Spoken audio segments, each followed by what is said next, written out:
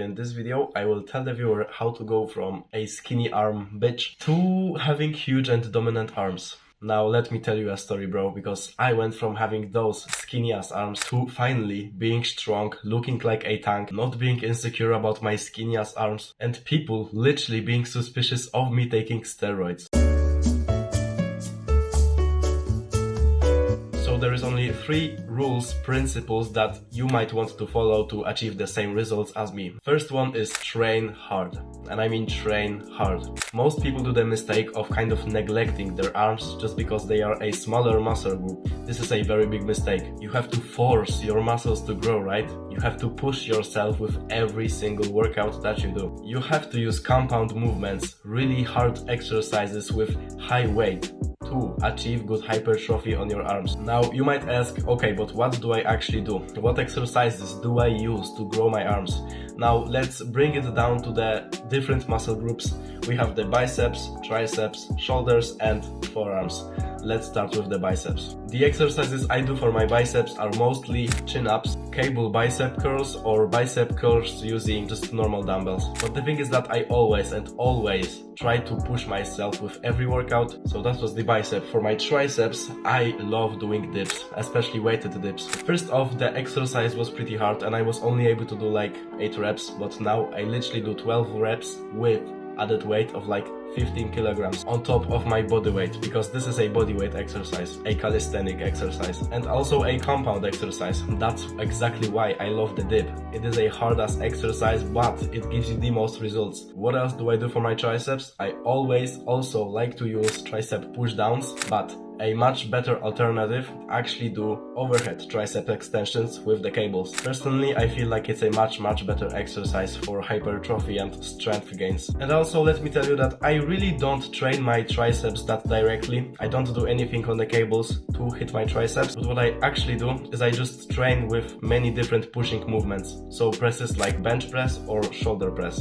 Let's move up to the shoulders. What I do for my shoulders, bro, the best exercise you can think of for your shoulders is, just like I said, shoulder presses. If you don't have access to the gym, one of the best exercises that you can do is either pike push-ups or wall-supported handstand push-ups. That's what I personally do when I can't go to the gym. For less important but also very good exercises for your shoulders, we have the side raises, and I also like to do them on the cables. And for my forearms, let me tell you, I don't really train them directly just because I lost my lifting straps. I lost them, I don't know where they are, so like I have to use my own forearm strength. But if I would train them directly, I would definitely just do some wrist curls. But now, when you're doing the normal exercises, make sure that you're actually using proper form. You will get much more hypertrophy and muscle gain from doing the exercises correctly. So never neglect your form. A correct form of an exercise is usually going 1 second up and 3 seconds down. This is the concentric and this is the eccentric. On the concentric, go explosive. Try to be as fast as possible. And on the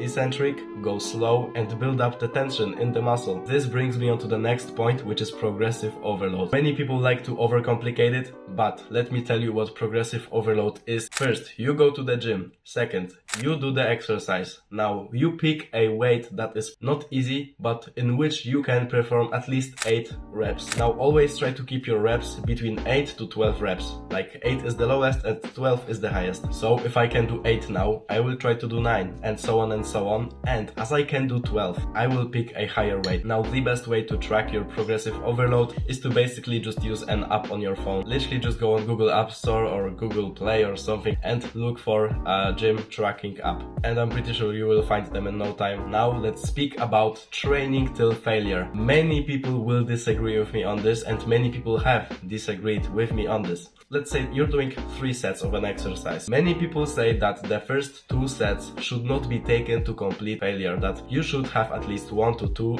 reps in reserve and the third set should be taken to failure. What I used to do is to go on literally complete failure on each exercise that I'm doing, on every set of the exercise that I was doing. I don't know, but I've seen the best results while doing this style of training, going to complete failure on each set of an exercise. Of course, making sure that my form was correct and that I would not die from not having a spotter beside me. Just make sure that you're doing it safe. There is something called training past failure, which is exactly that. You go past failure. One of the best way to do that is to do something called a drop set. You do an exercise.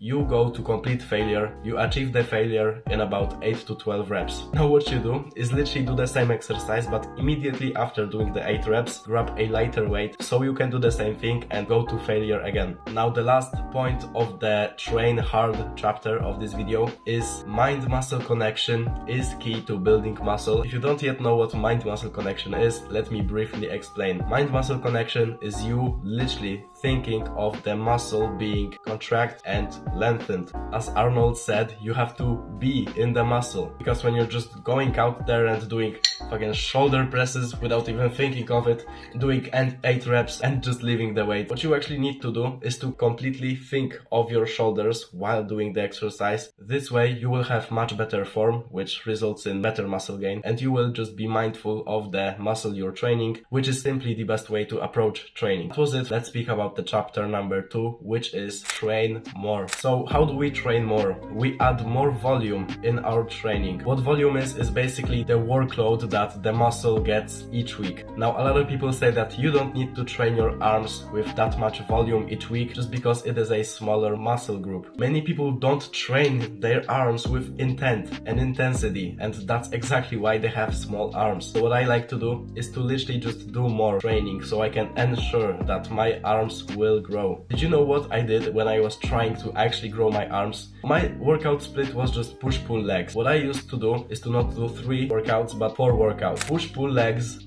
arms. I dedicated a whole day only to train arms, and it was the time when I experienced the most growth. So this meant more volume on top of the already existing volume that I did each week. I did this exact split for 6 months, and yeah, let me tell you, that was the biggest arm growth that I have ever seen. Would I encourage you to do the same? Most probably, yes. What you can do is during your leg day, add some arm volume, do some bicep curls, do some chin-ups. Just keep at least 1 day of rest in between training your arms. So that's all for chapter number 2. Now we have get huge and strong from eating. So let's discuss your diet. I bulked for 3 years and still am bulking. Now I'm pretty sure that all of you know already what bulking is, but for the 3% watching, bulking is basically eating over your maintenance so you gain weight, and maintenance is eating the same amount of calories every day. And there is also cutting, which is eating less than you would during your maintenance so you lose weight. Now bulking is completely essential if you want to build some quality muscle. And I'm not saying to dirty bulk to go 600 calories over your maintenance. I'm just saying to eat a bit more, maybe 200, 150 or 300 calories over your maintenance, so most of the weight gained is your muscle. So don't be afraid to bulk. I promise you that you won't get fat if you actually do it right, and I will tell you exactly how to do it. Now to start off, let me tell you a bit of a story of mine. I hate bulking.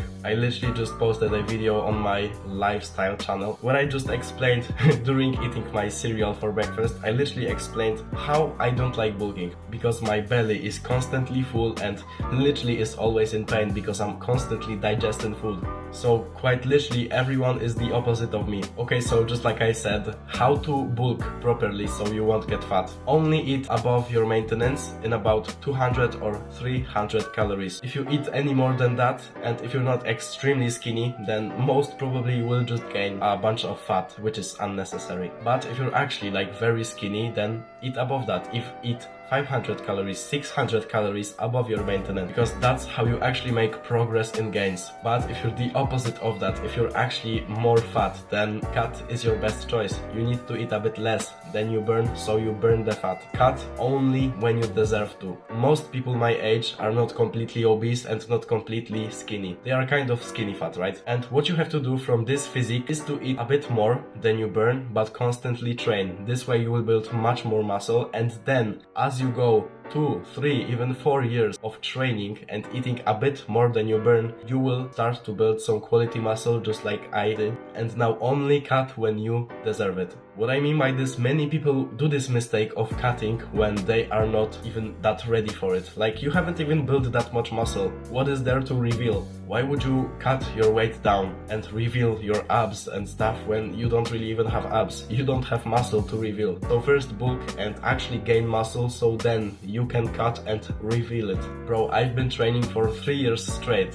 and I still am bulking because I don't think that I have enough muscle yet to cut. That's how you actually create progress in making gains. Now let me give you a couple of tips when it comes to successful bulking. If you're a hard gainer or if you just don't like eating just like me, then literally eat 4 to even 6 meals a day if necessary. Eat as many meals a day to hit your calorie intake. Just simply adding more meals into your day is the best way to bulk up. Okay, but what do I eat, bro? What you have to eat is a shit ton of meat, eggs, rice, cheese and dairy in general, nuts and fatty fish, and fast food. Now, what? He just said fast food. No! Listen, I'm not telling you to eat shitty food, but the general rule for food is that the more unhealthy it gets, the more calories it has. And sometimes when I really don't want to put that much food into my mouth because I literally feel sick of it, then I have to eat something unhealthy because it has many more calories. So funnily enough, unhealthy food is exactly what you need to build more muscle if you're actually very skinny or don't like eating much food just like me. But do not use it as an excuse to eat only shitty food. That's not what I'm telling you to do. Use fast food as the 20% in your diet and let the rest of it, so the 80%, be quite healthy. You're not trying to fuck up your hormones and stuff, bro. And another tip is, did you know that fats have literally 3 times the amount of calories that proteins and carbs have? 1 gram of carbs and proteins is 3 calories. 1 gram of fats is 9 calories. So if it is hard for you to bulk up, literally just eat more fats. But do not neglect protein. Always aim to have at least 150 grams of protein a day. Because remember, without protein you won't build muscle. Protein is your building blocks that you will use to repair your muscle. And another tip for bulking is a health tip. And I'm not some dietitian or some shit, but just to keep you relatively healthy, do not go over 17% body fat. If you go above 17% for most males, you will get quite unhealthy, especially with your like hormones and like the scientific stuff. Now, and another tip and a question that will definitely appear in the comments, even though I will address it, is when do I stop bulking? Now, if you just see yourself get a bit too chubby, so a bit above 70% body fat, just basically eat less than you're currently eating. That will ensure that you're not eating that much above your calorie maintenance. So if you see yourself just get a bit too chubby and go above 70% body fat, then just simply bring down your calories a bit. Don't eat 3,500 calories a day. Eat 3,400 or 3,300 calories a day. If you're gaining unnecessary weight, mostly in body fat, it might mean that you're just eating a tiny bit too much. So lower it down to make sure that you're actually building muscle and not just gaining fat when bulking. So just continue doing that for as long as you need to build as much muscle as possible, and then as you're happy with the result, cut down to reveal your muscles even more. So, after applying all of those 3 main takeaways of this video, train hard, train more, and eat to get big, you will see your arms and the rest of your body grow very, very well. That's every single thing you need to know to have huge arms just like me, and to finally not look like this skinny little twat that everyone makes fun of at school. If you want to learn some more, then click on one of the videos that is going to pop up in a minute and stay abnormal.